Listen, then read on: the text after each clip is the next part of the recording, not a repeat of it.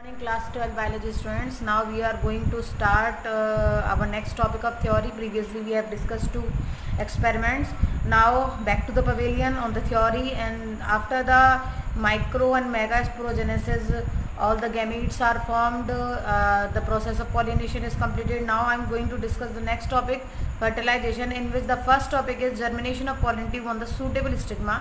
We can say the growth of pollen tube, and also it is known as pollen pistil interaction.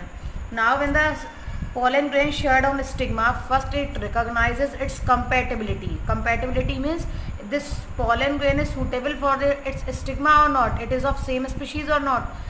Somehow I have discussed you in the adaptations of pollination, proto and reprotogyny. Sometimes that pollen grain come on the stigma, but the ovule is not ready to receive, the female gamete is not ready to receive. So all the things are checked when it become compatible. And another thing was also that if they are of same species, then this pollen germinates on the stigma. If all things are favorable, then the pollen is accepted by the stigma, otherwise it is rejected. So when this pollen grain is received by the stigma, it is known as pollen pistil interaction. So it depends on the compatibility.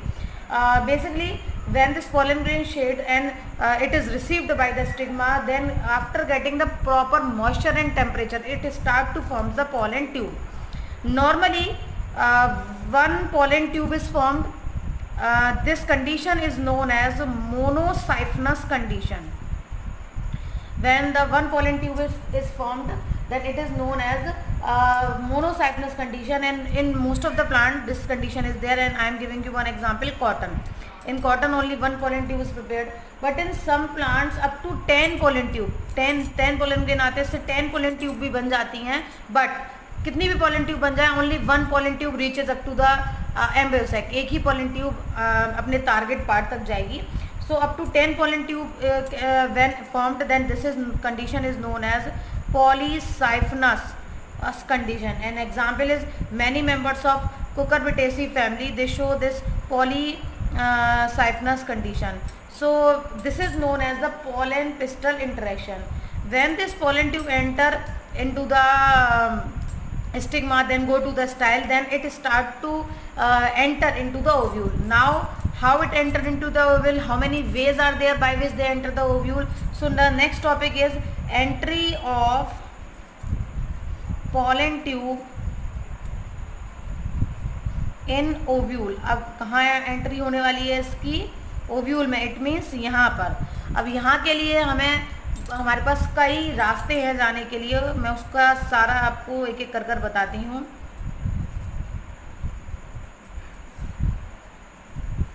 Now this is our ovule, inside it embryo sac is present. So now the pollen tube come towards the direction of ovule. Now the pollen tube has three ways by which it enter into the ovule, जिसके through ये तीन तरीके से ovule में जा सकती है. The first and the main, या हम कह सकते हैं more common method by which pollen tube enter into the ovule, that is from the micropyle. मतलब इस तरीके से सीधे enter करे. When it enters basically from the micropyle, then this condition, this type of transport is known as porogamy.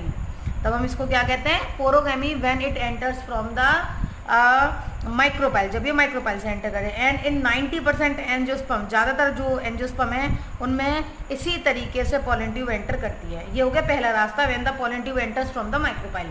Another way, sometime the pollen tube enters from the chalaza. कहाँ से enter करती है, चैलेजा से, opposite side of micropyle. Then this is known as chalazogamy. इसको क्या कहते हैं हम, chalazogamy, because it is entering from the chalaza. आएगी वहीं एम्ब्रियो सैक के अंदर, लेकिन रास्ता कौन सा चूज किया उसने, चैलेजा की तरफ से आने का. एंड इन प्लांट एग्जाम्पल अगर हम देखें, casuarina is the example where the pollen tube enters from the chalaza. Now the third way, तीसरा रास्ता जब वो एंटर करती है, when it enters from the integument, मतलब बीच में से एंटर कर रही है, ठीक है, इंटेग्यूमेंट्स में से आ रही है, then this is known as mid का रास्ता अपना रही है, ना आगे का ना पीछे का, मिड का रास्ता अपना रही है. that's why the name is given mesogamy, और जो रिमेनिंग एंजियोस्पर्म है वो मीजोगैमी को फॉलो करते हैं. So 3 ways are there. When it enters from the micropyle, which is the most common method, this is known as porogamy.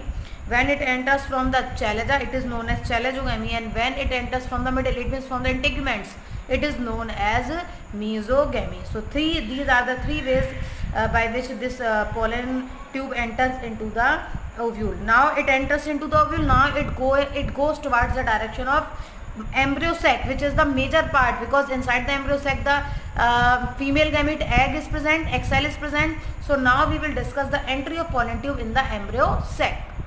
We will discuss entry of pollen tube into embryo sac. I will show the zoom structure of micropylar end of embryo sac. This is the structure, or we can say this is the structure of micropylar part, where the synergids and the egg cell is present. जहाँ पर synergid और egg cell present. This is the portion of micropylar end. Some finger-like projections are there at the outer side of this embryo sac towards the direction of micropyle. These are 2 synergids. ये 2 synergid हैं, and in between them the egg cell is present. Egg cell present होती है. These are 2 synergids,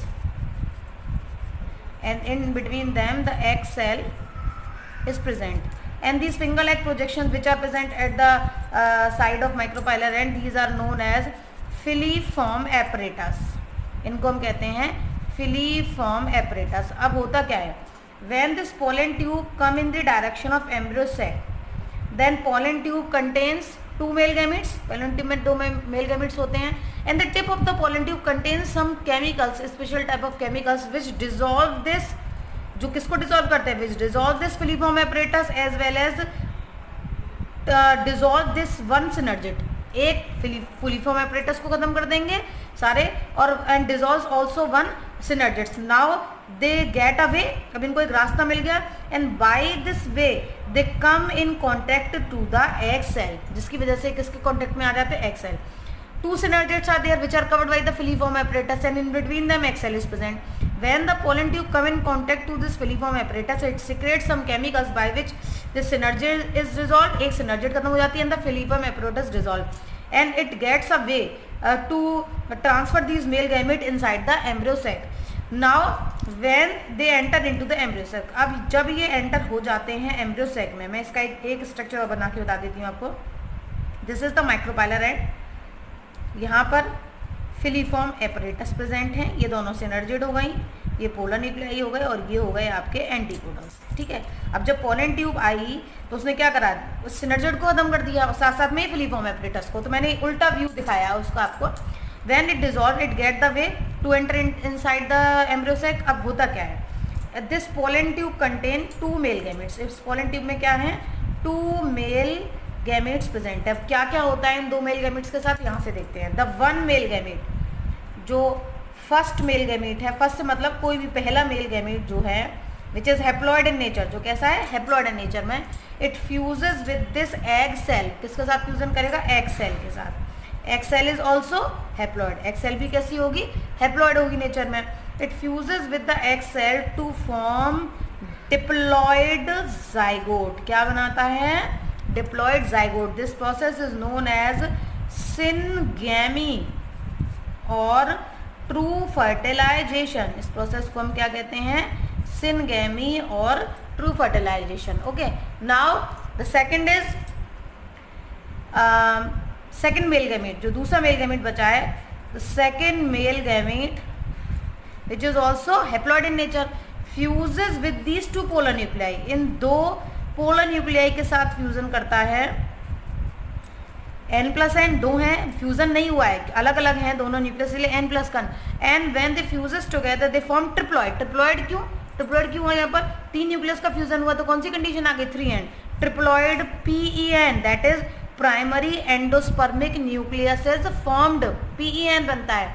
and 3 nucleus fuses together, so this is known as triple fusion. क्या बोलेंगे इसको, triple fusion. In this whole process, इस पूरी process में 2 बार fertilisation हुआ, First, in first fertilization zygote is formed, and in second fertilization endosperm tissue, endospermic nucleus is formed. So these two processes, इन दोनों process को हम commonly मिलाकर कहते हैं double fertilization, which is the most important topic for the boards. What is double fertilization? The one male gamete fuses with the egg cell to form the diploid zygote, that is called syngamy or true fertilization, and the second male gamete fuses with the two polar nuclei and form the triploid primary endospermic nucleus. अब ये जब develop होंगे तो होगा क्या होगा, ये zygote develops into a new organism, ये zygote embryo बनेगा, डेवलप करेगा नए organism को, and every organism requires some nourishment for its development. So to give this nourishment, this primary endospermic nucleus changes into a nutritive tissue that is known as endosperm, which gives its nutrition, जिसको क्या करेगा, development करने के लिए nutrition करेगा. So next time we are going to discuss the endosperm development as well as the embryogenesis, how the embryo develops in monocots and in dicots. Till then, goodbye, have a beautiful day.